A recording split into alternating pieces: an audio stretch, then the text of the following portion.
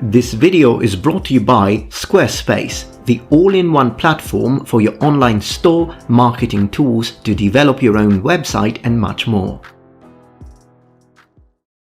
Hey noble ones, welcome back to my channel. This is the Metatron speaking, and today we're going to have a lot of fun because you're looking at 5 very interesting facts you did not know about the ancient Romans. But of course, if you knew any of these facts, let me know in the comments below. Let's get started.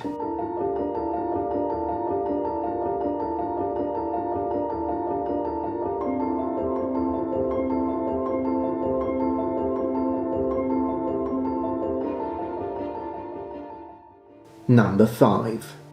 We have all heard of the centurions, or centurio, centuriones in Latin. So the sort of officer that commands 100 men, because the name comes from centuria, or a century, which means 100 men. It all makes perfect sense, until you go and look at how the army Roman composition worked, and then you find out that a century is made of 80 soldiers. Hold on a minute. If it's called a century, shouldn't it be made of 100 soldiers? Aha! The first thing we have to say is that the meaning of the word century, even though it's always a unit in the Roman army or a subunit of the Roman army, the meaning will change and the composition will change depending on what period we're looking at. But generally speaking, for the Roman period that most people have in mind, so early imperial age, the Principate, when you have a century, you've got 80 soldiers, but 100 men. In order to understand what I mean, we need to go back to another subunit, the contubernium. A century was made of 10 contubernia. A contubernium was made of 8 soldiers and 2 servants, the 2 servants being non-combatants. If a century has got 10 of these, it means that a century will have 80 soldiers and 20 non-combatants or servants that will take care of other things. A centurion is in command of 80 soldiers, but is still commanding 100 men. The Romans initially, at the very beginning, as they were trying to organize legions, organized their army into units of 96 men, called, again, centuriae, 12 men across and 8 men deep. 60 of these centuries made up a single legion with a full fighting force of just under 6,000 men. This is the very beginning, when Roman soldiers fought in the manner of the Greeks, so basically in phalanx formations. Now, still, 96 men are not exactly 100, and the reason why they didn't reach 100 is because of the way the phalanx worked and the way they wanted the lines to be deep. But still, it's very close to 100, and that's probably why they just rounded it up and called it a century. But now I'd like to take a moment to mention the sponsor that made this video possible, Squarespace. Do you like blogging? You want to create your own online store? You always wanted to have your own website but don't know how to do all of these things? Then look no further. Squarespace is the perfect platform for you because it allows you to do all of these things very easily. And once you are done making your site, you can add a fully configurable share button connected to all the major social media platforms. But this is not all, as there are many other things that you can do with Squarespace. Say you wanted to gather monetary support to work on a project of yours. Squarespace allows you to do just that. Do you have a project you're working on, and does this project require donations? Well, if that's the case, then again, Squarespace allows you to do that too, because you can get monetary donations from your supporters through Venmo, PayPal, Stripe and Apple Pay. So they're very simple to process. This way, all you'll have to worry about is creating. The built-in email campaign system lets you engage with your audience as you share your products or blogs with them. The platform also allows you to create members-only content, and it puts you in the position of being able to both manage and communicate with each single one of your members. As a content creator, let me tell you that it is important to be able to communicate and interact with your supporters and members in order to create content that they like. So, what are you waiting for? Head to squarespace.com and get your free trial today. Once you're done with your free trial, go to squarespace.com/Metatron and use the code Metatron to get 10% off your first website or domain purchase. And big thanks to Squarespace for sponsoring my video.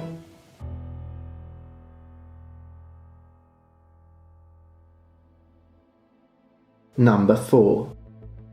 Did the ancient Romans really shave? Now, this is a popular image that we have usually when we think of the Roman, or the typical look of a good Roman citizen, a civilized man of the classical period. We imagine him with short hair and clean shaven. The situation is actually more complex than that. For the ancients, the beard is a symbol of strength and masculinity, and it's also a symbol of wisdom, usually worn by the elders. And there was even a Latin saying which reads, barba virile decus, et sine barba pecus. Furthermore, in ancient Greece, the beard was a sign again of strength, wisdom, and masculinity, and usually the Romans were influenced quite heavily by the Greeks. If you look at the senators in 390 BC, which is the date of one of the first sacks of Rome, the senators that were found in the Campidoglio were described as all being bearded. So initially, the ancient Romans were wearing beards. The idea of you've got to clean shave came from Alexander the Great. He was the one who wanted all of his soldiers to shave. Probably he wanted them to be clean shaven for a whole variety of reasons. One of the excuses that you often hear is that if you have a long beard and the enemy could grab it in combat, I mean, it could make sense, but I don't think that that's the only reason.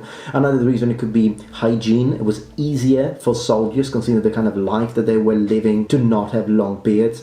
And also the fact that many people think that he himself was quite young when he rose to power, and probably didn't have much of a beard. In fact, some people even say he didn't grow much of a beard. Still, Alexander the Great was viewed as a hero, as a genius, and therefore more and more people, not just his soldiers, wanted to start and imitate him. Now, given there is still an exception for philosophers, there is still an exception for very wise men, and this exception will remain in Rome too. So if you're a philosopher or a poet, even in ancient Rome, even after it becomes important to clean shave for the Romans, you're still excused because, I mean, you're a poet or you're a philosopher. That's what philosophers look like. This thing still happens today. You might not think about it, but if you went to a bank and you saw a banker with super long hair, wearing a leather jacket and lots of piercing, you would think that that's weird. That's not what a banker should look like. That's what most people would think. I mean, not me, I don't care. I mean, I'd be like, hey bro, I love that. Most people wouldn't appreciate that. And yet, if you're a metal singer, that's not a problem. Why? Because you're a metal singer, and that's what metal singers look like. I'm generalizing here, but that's pretty much how the situation worked in Rome. However,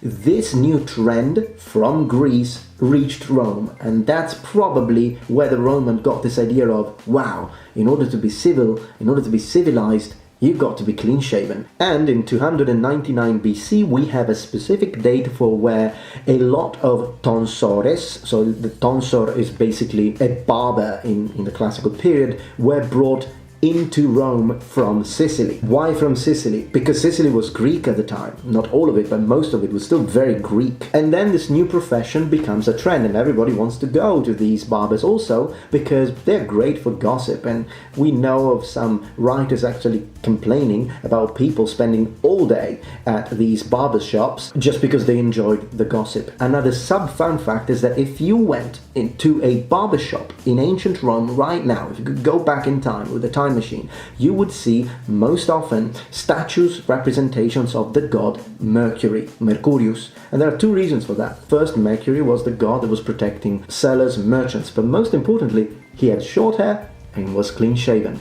This is not always the case for the gods. In fact, if you think about it, Jupiter, Neptunus, Saturnus, Hades, and Pan all had a beard. Instead, Mercury, Apollo, Baccho, and Mars are shaved. So even after it became very important to be clean shaven, and again, one of the first famous Romans that started clean shaving was Scipio Africanus. So you can imagine that after he started shaving, and a lot of his soldiers started shaving, because a lot of these trends at the time, you didn't have Instagrammers, you didn't have TikTokers, you didn't have YouTubers. So a very successful general, a war hero, he starts shaving, all men want to look like him. Number 3. Let's talk about the very strange situation with the hastati. Now, the hastati are a specific kind of troop pre-Marian reforms that fought together with princeps, triari, and accensi. Now, without going into the details of all of these kinds of corps, one thing that we do need to say is that oftentimes when we look at Roman names, they do reflect in a very pragmatic way what people were using. For example, gladiators use a gladius, so basically they're swordsmen. A gladius is a sword, a gladiator is a swordsman. A hasta in Latin is a spear, generally speaking 1.8 meters long, so relatively short, particularly if compared to Greek ones. So the hastati are spearmen because they use hastae. Right? The hastati were equipped with swords and shields. Okay, so what's going on? In order to understand this mismatch of a name, we need to think about two things. Thing number one, the Roman army and the legions evolved many times, and there were several reforms, military reforms, that changed completely the overall composition of the army. So the original hastati of the early Republican period were equipped with hastae. They were the poorest kind of soldiers, and they did have spears, hence their name. But as the army changed, their composition changes. They now become also the youngest kind of soldiers, and they eventually will drop the hastae. They start to be equipped with swords and shields, but they maintain the traditional name. So it's a name of tradition. The second thing, though, that I'd like to bring up is the possibility that the term hastae was a bit of an umbrella term for spears, all sorts of spears. Just like gladius means sword, not necessarily the sword of a gladiator or specifically a Roman sword, the same way probably hastae and hasta were spears of all kind. And if you think about it, even a javelin or a pilum is still a spear. It's a throwing spear, but it is a spear. And since later hastati were equipped with pila, so throwing javelins, because they needed to provide missile support to the other kind of more experienced troops, such as the princeps, then it wouldn't really confuse the Romans, because yes, you're still calling them spearmen, but at the end of the day, they do still have spears. Number two.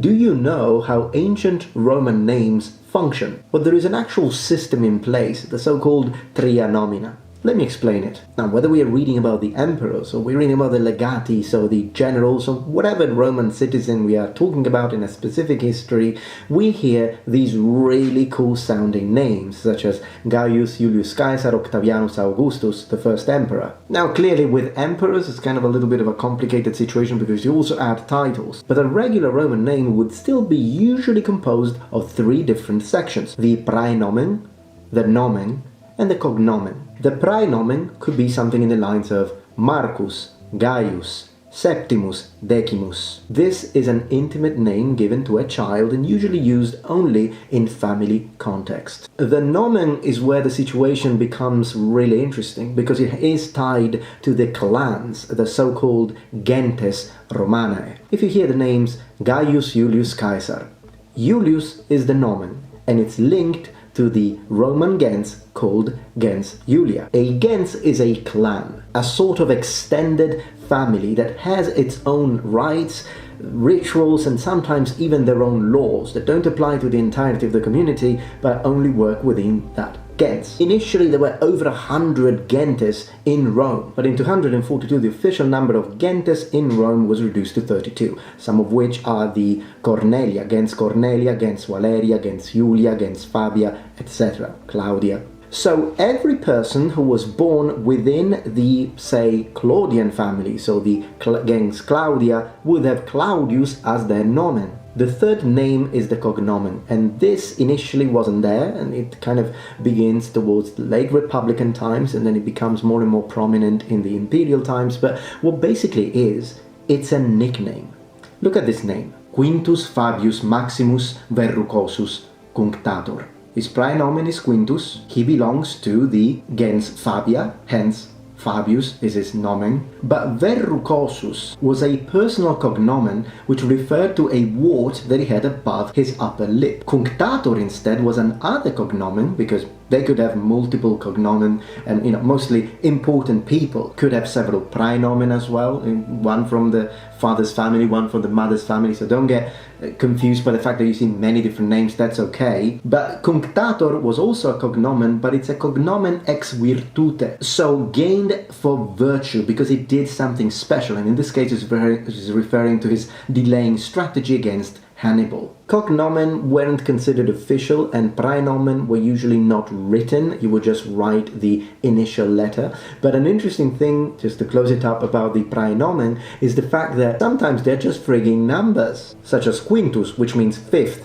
Decimus, 10th, Septimus, 7th, I know they sound really cool when you hear them in Latin, but they are literally frigging calling their children in numerical order. Like, you're the first one who was born, you're gonna be primus. Oh, you're my 10th child. How should I call you? How about 10th? Decimus. So much for imagination. Number 1. Last but not least, what was the first Roman province? Well, interestingly enough, it would be the province of Sicilia, as it's pronounced in classical Latin, Sicilia in ecclesiastical Latin, and Italian, Sicily.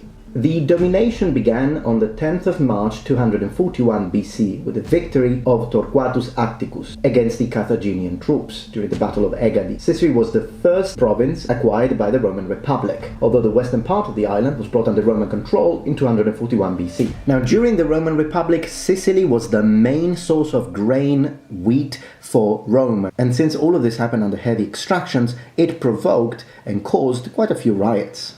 Greek and Latin were the main languages spoken on the island, but Punic, Hebrew, and probably other languages were also spoken. And that concludes our top 5 list of things and facts that you did not know about the Romans. I hope that you enjoyed this video, Noble Ones. If you did, please remember the thumbs up, and if you're not yet members of this community, become a Noble One. Subscribe to my channel for more content from the Metatron, and don't forget to check out the link in the description below to get the amazing offer that Squarespace has prepared for you. Thank you very much for watching, and remember, the Metatron has spread his wings.